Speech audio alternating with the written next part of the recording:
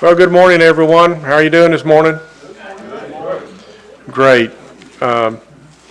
Today's topic is heart health prevention, and we have Dr. Kevin Kelly, who's with TriStar Health Workplace Partners Medical Director, who is the TriStar Health Workplace Medical Director, and is a patient-focused primary care physician in Bowling Green.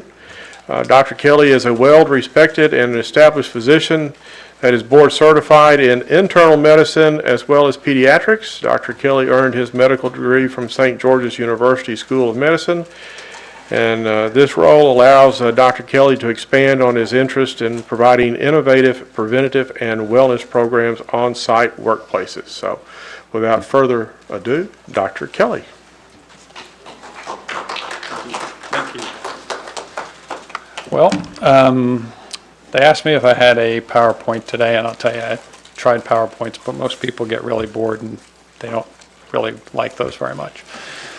So most of what I've done when I do these talks is it's much better if I can have a discussion with you individually, right? The information I'm going to give you, I don't know if it's news to any of you. I think most of you know a lot of the things that you need to do for heart health and for prevention. It's just whether or not we do it. So to start off with, one of my biggest things that I would describe to most people is if I had to give you risk factors for heart disease, can you throw out a couple to me? Smoking. Obesity. Okay. Okay. Okay. Family history is important. Anything else? Stress is a huge one. One big one. Probably three other big ones that we got to talk about. So we also have things like diabetes, right? We have high blood pressure. We have sedentary lifestyles, right? It's another one. So when you start looking at all the risk factors, the other one that we haven't even talked about, right, is your diet. Because most of the things that we just talked about are going to go back to your diet, what you eat, because you are what you eat, right? We've heard that for years, and the more research that's done, the more you're going to figure out. That's where I focus on with most of my patients. So of course I walk in here today and I see Mountain Dew, Coke, I see boxed lunches. There's like one or two waters missing. So, all right, you get a bonus point for that. So, when we're looking at heart disease, again, I think you know, sort of intuitively what your risk factors are, right? It's just whether or not you want to pay attention to them and whether or not you want to modify them.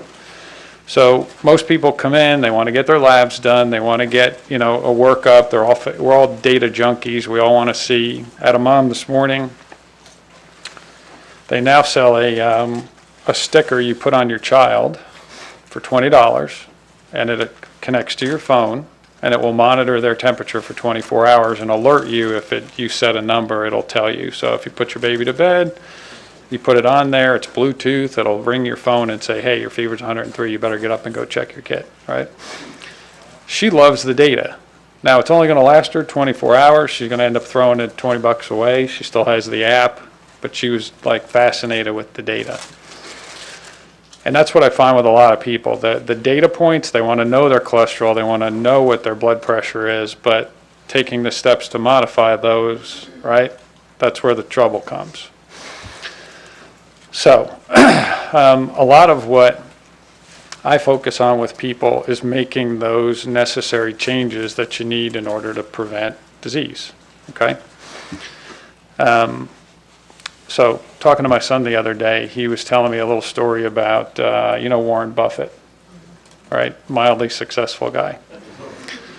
So, apparently when he was getting started in his business, he had to convince people to give him their money so he could invest it and hopefully grow their money, right? But he was Warren Buffett. Before he was Warren Buffett, he was just Warren Buffett. So a lot of what he would do to people is say, look, I want you to kind of close your eyes, I want you to imagine your ideal dream car. So he would have people go through it and they would think, okay, this is what I want. And he'd say, okay, now you realize that I want you to really think about it because you only get one. Your whole life, you're only going to get one. So really think about it. So they'd go back and they'd think about, all right, well, what I want? I want to be stuck with a minivan. I want a pickup truck. I want a Maserati. What am I going to get? And he'd say, think about it. You're pulling into Kroger. Are you going to park next to somebody real close so they can ding your car? Because you only get one car, right? Or are you going to take it and wash it? Are you going to change the oil? Or are you going to do all the things? And his point to them was, you're going to trust me because I'm going to watch this car for you. I'm going to watch your money like you're going to take care of this one car, right? And as he was telling me that, I mean, we've all heard the analogy of, your body is like your car. You're going to change the oil, you're going to change the tires, or you're going to wash it, or you're going to take care of it. And I don't think most people think, I've only got one of these, right? It's not really replaceable yet, but they are growing some body parts, but it's not replaceable. So you only get one shot at this. So everything that you do every day is going to have an impact on that one body that you got, right? So I always start with this. It's exactly what you're putting in your bodies, right? So for instance, it's the bane of my existence is Mountain Dew, all right? So I think if I really asked you if that was good for you, would anybody here raise their hand and tell me it's good? Anybody? Is there any redeeming quality what's in that bottle? Nothing. If you look at the Coke, same way, right? So practically, it's not good for you, but why do you drink it? Tastes good. It does, right? So, but if I was to tell you all the things that did to your body, would it make a difference to you? It wears away your enamel. It adds body fat, right? It thins your bones over a period of time. So most women who drink that especially women, are going to lose bone mass very rapidly. And so I have the advantage of kind of seeing the horror stories every day of people that don't take care of themselves. So I had one gentleman in Bowling Green who worked a 12-hour shift, and he was 28 years old. He would take, I didn't think this was humanly possible, 6 2-liter Cokes to work for his shift, and he drank 6 2-liter Cokes every shift. He didn't weigh anything, which was crazy. He's thin as a rail, but I was telling him we had this business before and we would do body fat and bone densities. Well, when I looked at him, he had, no joke, he had the bones of a 70 or 80-year-old, completely leached out. He already had osteoporosis. Now, he's an extreme, but if you look at most people that drink that on a consistent basis, they're going to end up with kidney disease, bone disease, ulcers, bad teeth, weight gain, diabetes, hypertension. All right? So does it sound any better to you now? So those kind of choices that you make every single day are going to impact you, right? So what I spend 90% of my time doing is just talking to people about that, because I think if I get them to make a few changes in diet and exercise, it makes a difference. So let's go back a little bit. So they also just put out another study, by the way, if you can trust the University of Iowa, which I think you can. So Diet Cokes, right? For years I've had this fight with people that it's diet, you don't gain any weight, it's 0 calories, there's no problem with it. Well, the most recent one that came out, and I don't know why we keep spending money on the same thing, will tell you that 2 Diet Cokes in most women, and they did it in women, increases their risk of heart disease by 30%. 2 Diet Cokes a day. And that's average for most women. Most of them will drink more than that.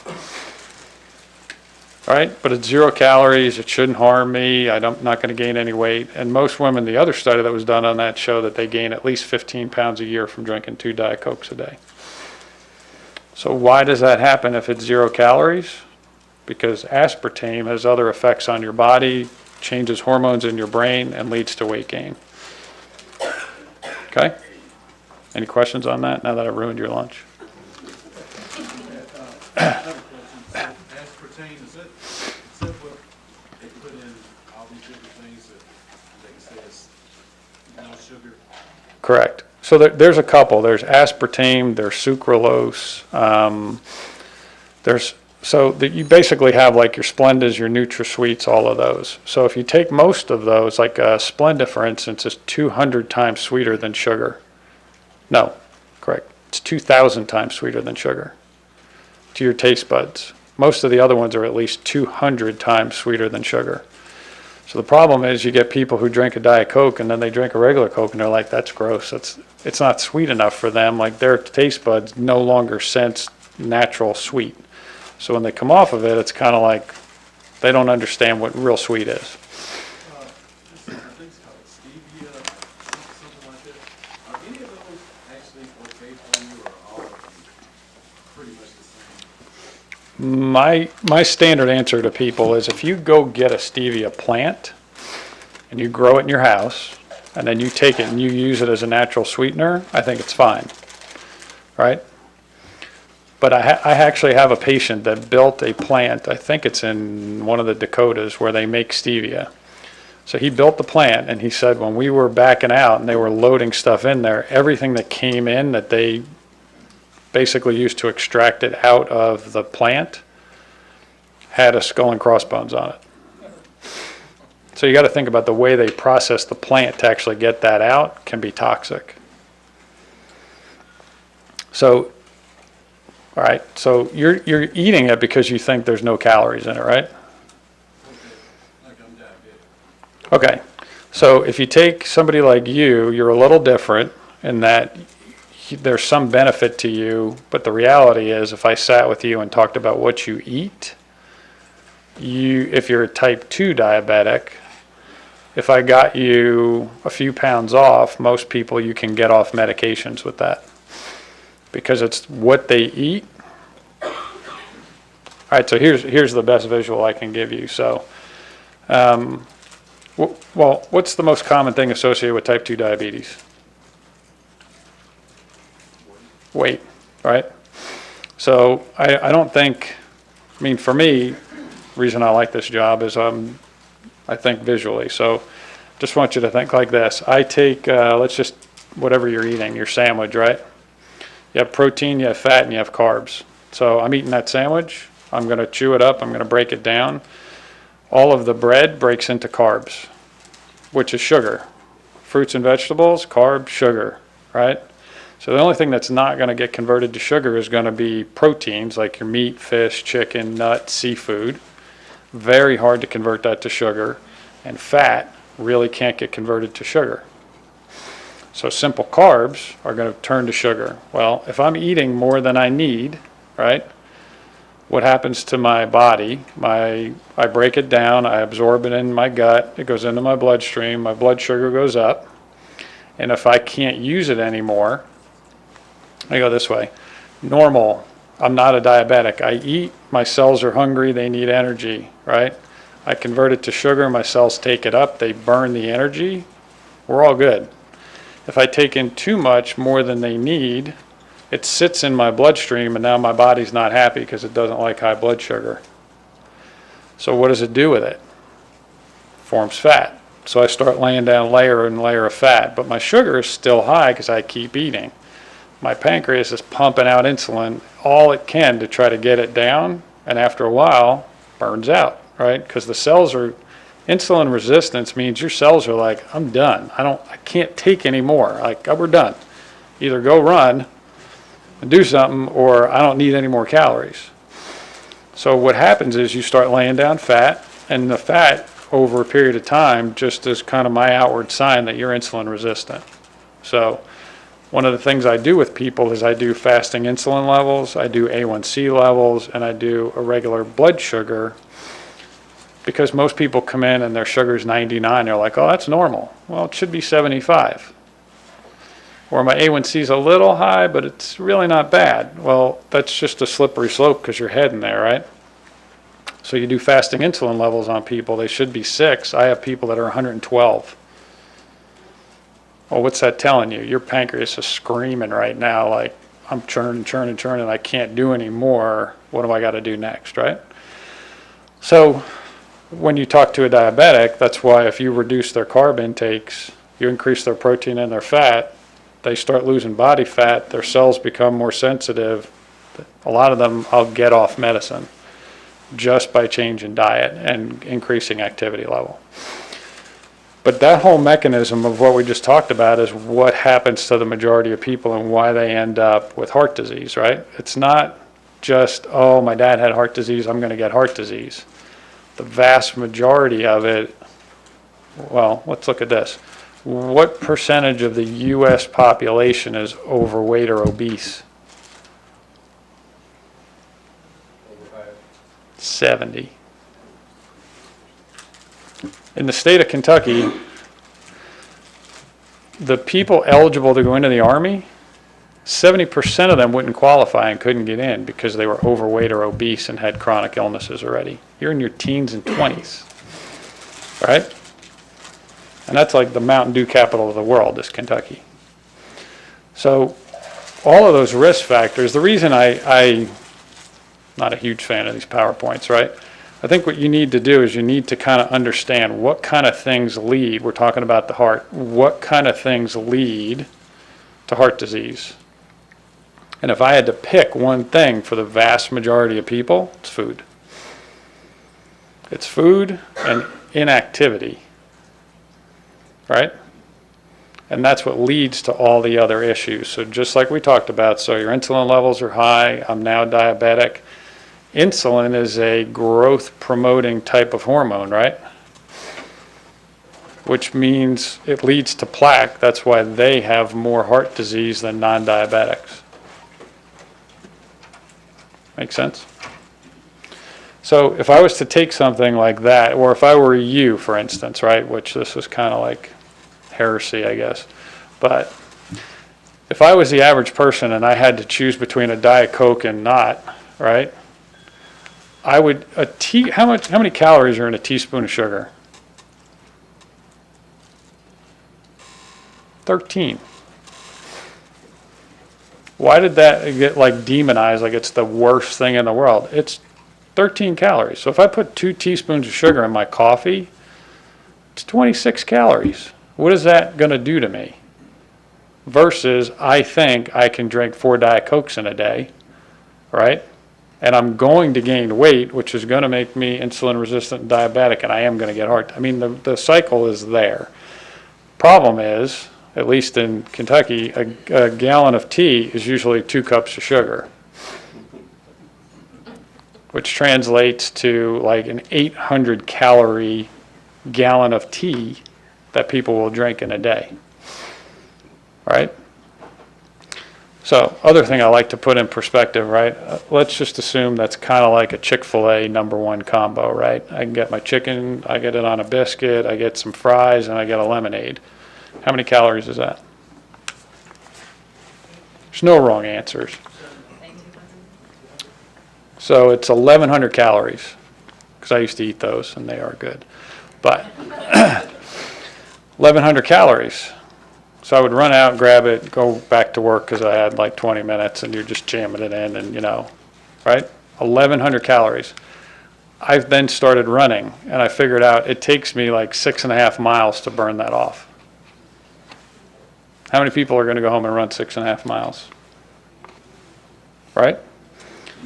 So it's really just math. I mean, it's not, but we kind of gotten to the point where we don't really think about these things. I was telling somebody today, when I was younger, a hamburger at McDonald's was this big.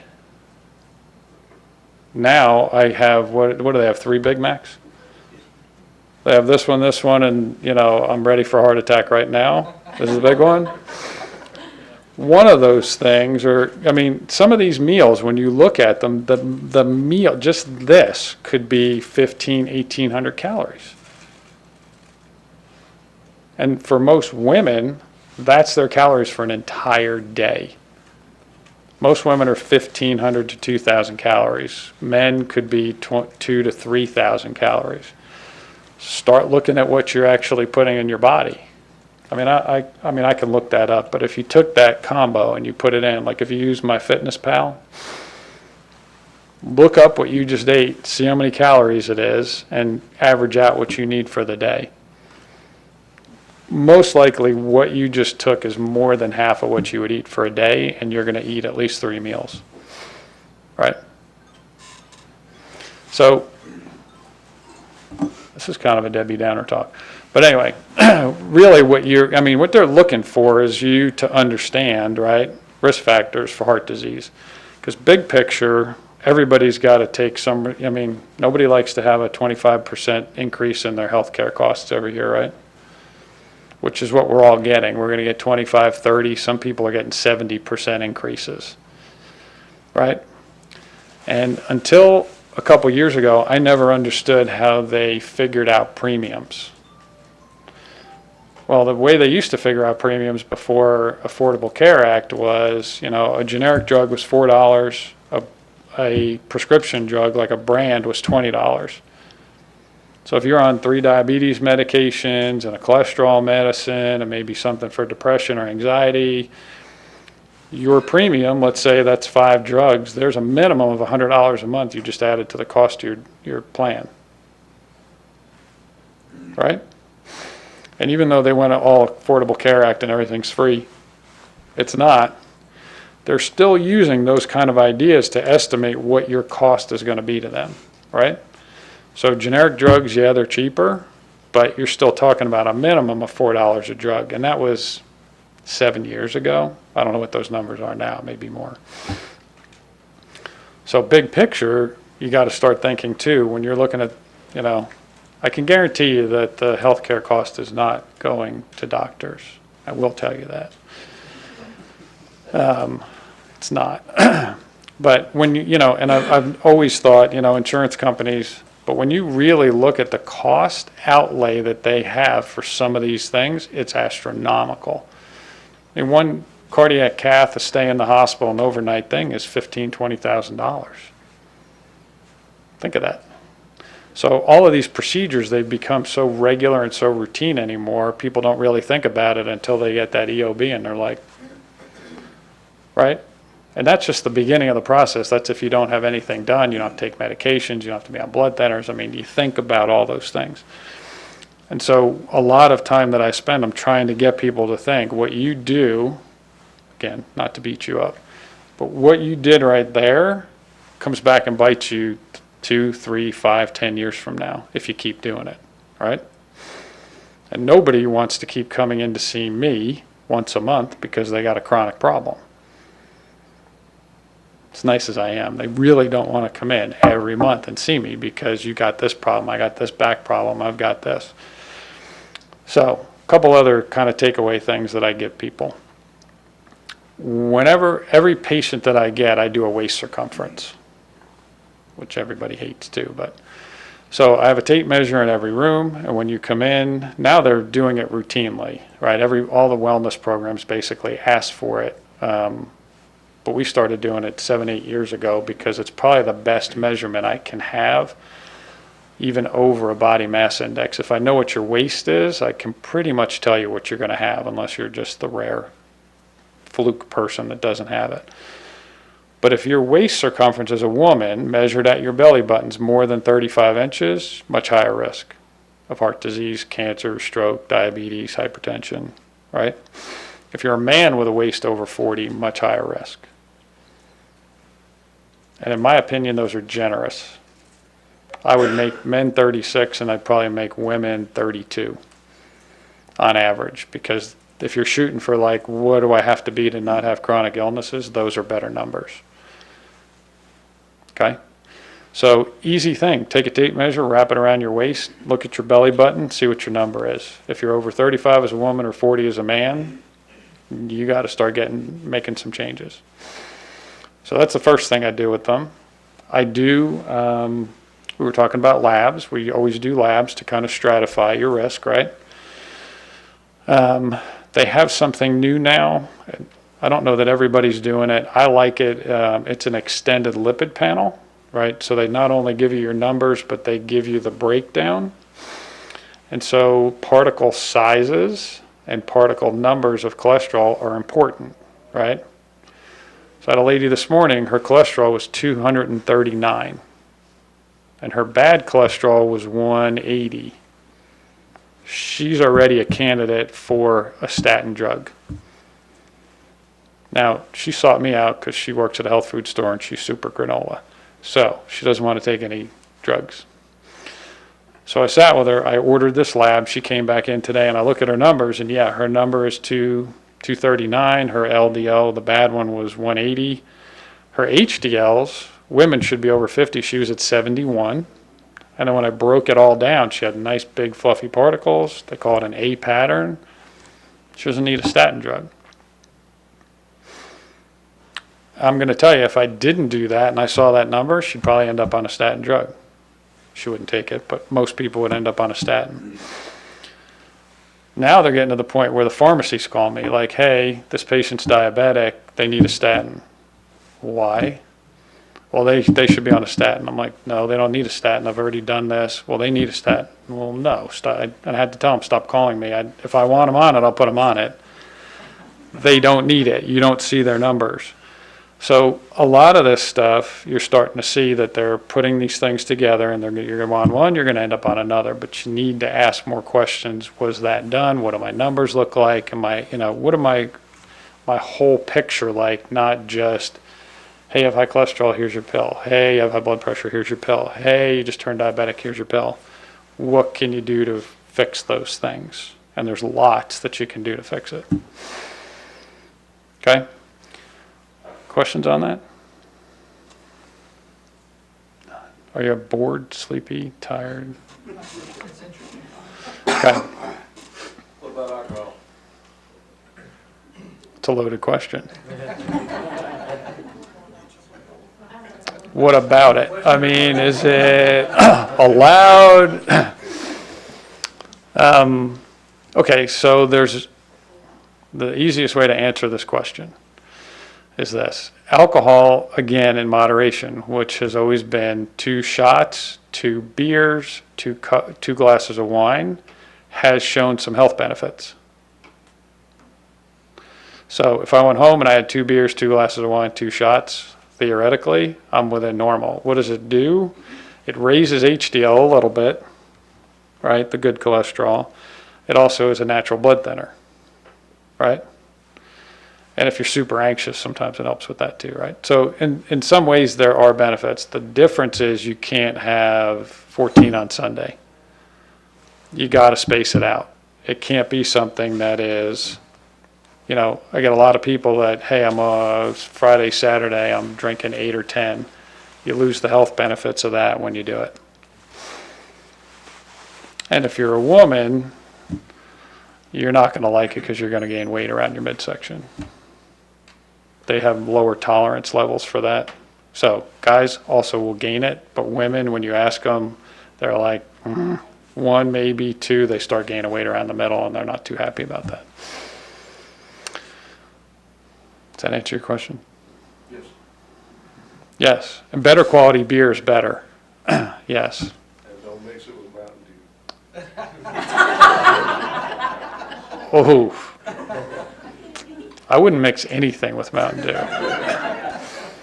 Mountain Dew should just be used to clean paint off things. That's what it should be used for. It has no other use whatsoever. It's terrible stuff. A couple other quick topics for you. So blood pressure, a couple changes on that. For years, they've had something called J&C, which is a joint commission that looks at blood pressure. 15 years ago when I moved to Kentucky, they would say, look, 140 over 90, anything above that's high blood pressure, anything lower than that we'll accept as normal. Well, I don't know, that always bugged me because normal blood pressure should be below 120 over 80, right? So I always shot to bring it down into the 120s and 80s. That was my goal. Well, 15 years later, everybody should be 120 over 80, right? Other than if you're 80-year-old woman and you're at 170, I don't want to get you to 120. I might want to get you to 150 because you've kind of accommodated for some of those things. But in the average healthy young person, and I'm 49 today, so I'm going to tell you that's anything below 60 is young. So Anybody younger than that, I shoot for 120 over 80, right?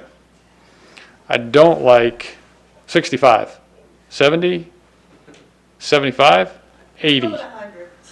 80 and lower. Anybody over 80? You're young, you're good. Oh, 80 and younger. But you do want to, you're shooting for lower blood pressures. Some of you must be engineers or something, right? If I have a pump system and I have tubing, I get higher pressure in it. I got a much higher risk of blowing something out, right? So I want a lower blood pressure. The other thing that I think is kind of interesting, you know, when you look at blood vessels, they're like branching trees, right? Where do most of your plaques occur? At bifurcations where things are, where there's more turbulence and more, so where arteries split is where they tend to get more things because there's more turbulence and more damage to the lining. So maintaining a lower blood pressure, getting regular exercise definitely helps reduce the risk of heart disease. So you've had cholesterol, you got blood pressure, you got, hopefully if you have diabetes, you're as tightly controlled as you can be. Also another change, years ago it was like, well, if you get too tight, they risk hypoglycemia. Now they're finding, again, rocket science. If you keep them tightly controlled and they don't require as much insulin, they have less heart disease, period. Like I said, insulin is a growth promoting hormone. If you can use less of it, even as a diabetic, you're going to get less heart disease, which goes back again to your diet. Exercise recommendations, you should have about 30 minutes 5 times a week, 150 minutes a week. The good news is for the people that don't do that, they've even kind of looked at studies on what they call weekend warriors and the people that'll just, you know, go out on a weekend and go for a bike ride and walk. They also get benefits. So virtually any exercise works. Okay? The other thing I like when I get people to do that is heart rate monitors, because if you shoot for a target heart rate when you're exercising, you get better results. And there are formulas for that. To try to figure out what your zone is. Cheap, easy way is 180 minus your age. If you get your heart rate in that zone for 20 to 30 minutes, you're in pretty good shape a couple days a week. What about like on your resting heart rate? What should that be, or is it depend on the person? Depends on the person. Basics behind your heart rate are going to be how your fitness level. So if you take an Olympic athlete, their heart rates will be in the 40s, right? They get bigger what they call stroke volume. So every time their heart relaxes and fills, they're going to get more volume in there than you or me. So Olympic level athlete, professional athlete, resting pulse in the 40s. Most people in good shape, 50s to 60s. Average people, 70s, 80s. There's going to be resting pulse rate. But the lower it goes, unless you have an arrhythmia or something weird, but a true normal heartbeat with a resting pulse, the lower it goes, usually the better you are, the better shape you're in.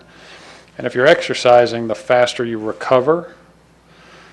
So like I wear that and I will monitor my heart rate. So if I'm at 160, in a minute later, if I'm down 20 points versus 10 points, I'm in better shape. If I'm down 30 points, I'm in really good shape.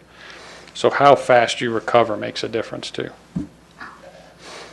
Okay. Questions so far?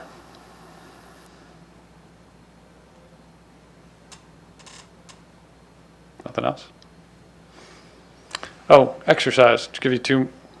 How long do I have? Because I could bore them for hours if you want. I think the next one starts at 12:30. Okay.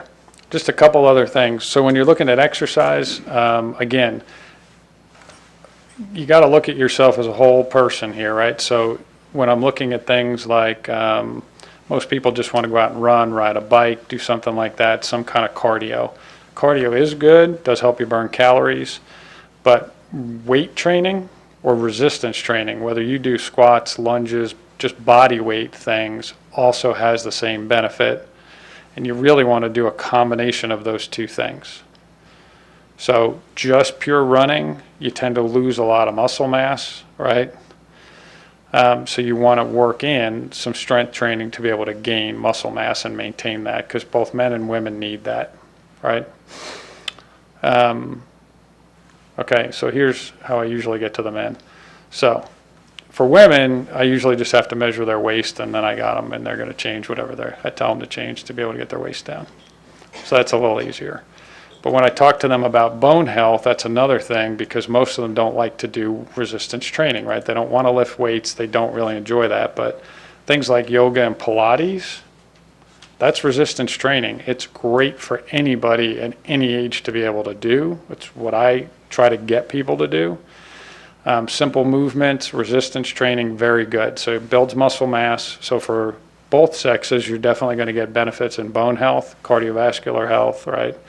Because the higher your muscle mass is, you have to lower your body fat percentage. You can't have both, right? Either I'm going to get more fat or more muscle. I can't get more bone. Really can't get other soft tissue stuff. So either I'm going to gain muscle or fat. It's one or the other. So the more muscle I get, the less fat I have. For men, the other problem that comes up is low testosterone. Right? So you're starting to see they're going to be looking at that in terms of cardiovascular risk. Visceral body fat, which is what you get here, right, has an enzyme in it that takes your testosterone and converts it to estrogen. Sounds terrible, right? Yeah. So when you talk about things like they always talk to, if you watch Seinfeld and you had the man's ear and the man boobs are actual breast tissue. They're not just fat. So you stimulate the growth of breast tissue because as people gain body fat, as you test people, they think it's just because they're getting older. It's not necessarily just because you're getting older. It's because your body fat percentage goes up and you convert it to testosterone. Now I got your attention. Yeah. So one of the big things now, right, everybody wants testosterone. I get people all the time, I need testosterone. Well, that's great, and you may get a little bit of benefit out of taking a shot or a gel, but unless you get your body fat percentage down, you're still going to convert it over to estrogen. So you may gain a little, you're not going to gain a ton. For women, it's the opposite. So women will convert estrogen to testosterone. So that's why a lot of women will start seeing facial hair. They all get the big glossy mirror that they're looking in their gut because they're going to get some of that from testosterone. All sounds terrible, doesn't it? So what's the good news for you? Because it all sounds really bad. It all just sounds terrible. But, oh, that was it? You didn't even get the good news yet. Oh, all right then.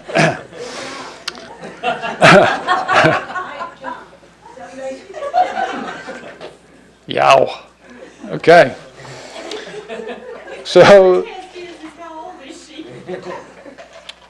I couldn't really see her close. Brenda, come here. Hey, Brenda.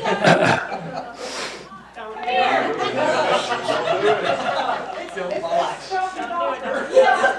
Come here, Brenda. I didn't make it this far by giving a real age. There's no way.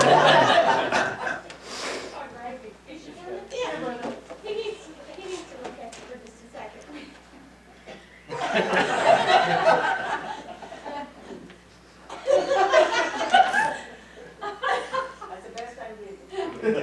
35. All right. No way. Yeah, there's no way you ever say that out loud, ever.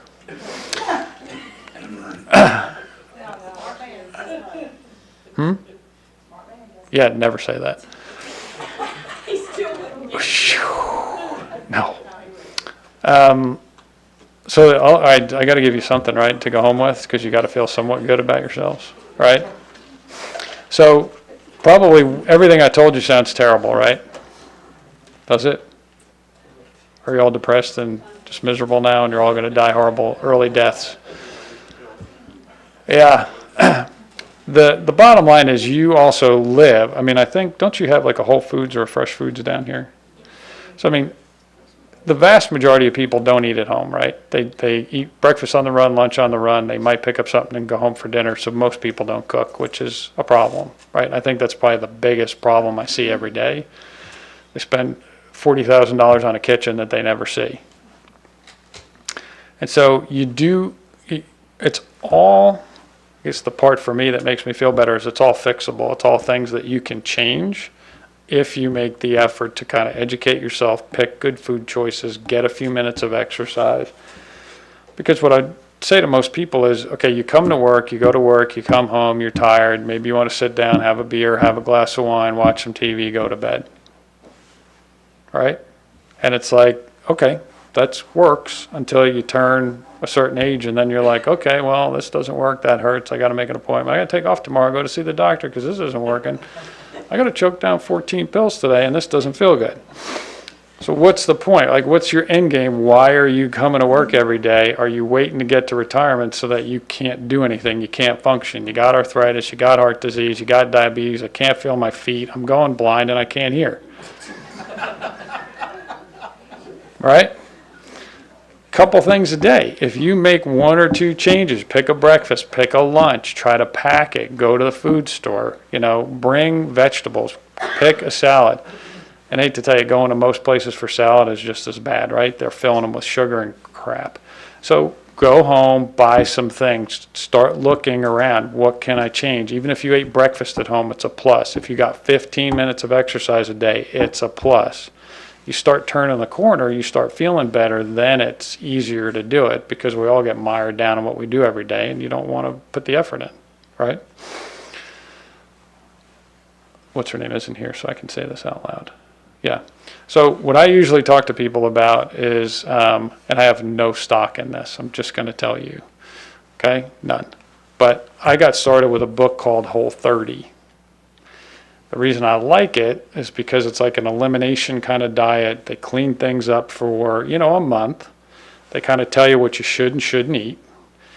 The reason I like it, and you can find most of it online for free. They have all sorts of like downloadable sheets, like what to take out of your pantry, what to put in your pantry, what fruits and vegetables to buy. So, you can get an idea without even buying the book.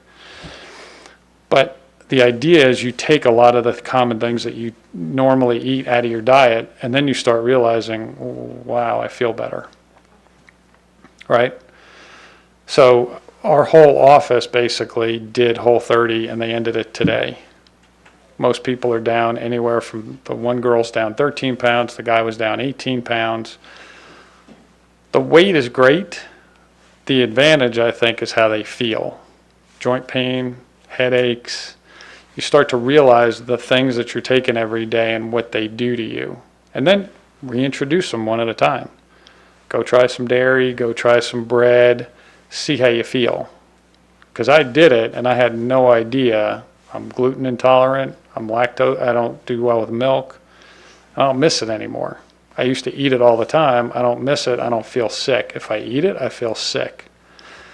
That's what I think most people miss. We just kind of get used to feeling crappy. So I like it because it's an elimination kind of thing. You do it, you get the health benefits, you're going to lose weight. Unless you cheat, you're going to lose weight. And then what they tell you is reintroduce it. And what I try to do is I stick to maybe 2 cheat meals a week. Right? So if I really want something, I want to go out Friday night and I want to go eat something, I eat it. If I want to have a dessert, I eat it. I either enjoy it and I feel really good because I chose something good, or I feel crappy the next day and I know I really don't need to eat that. But the way you feel, think, it's so much better. That's what I usually get people to start with. If they can do it and they really understand what food does to them, makes a difference. Okay? Any questions? Nothing. Smart group.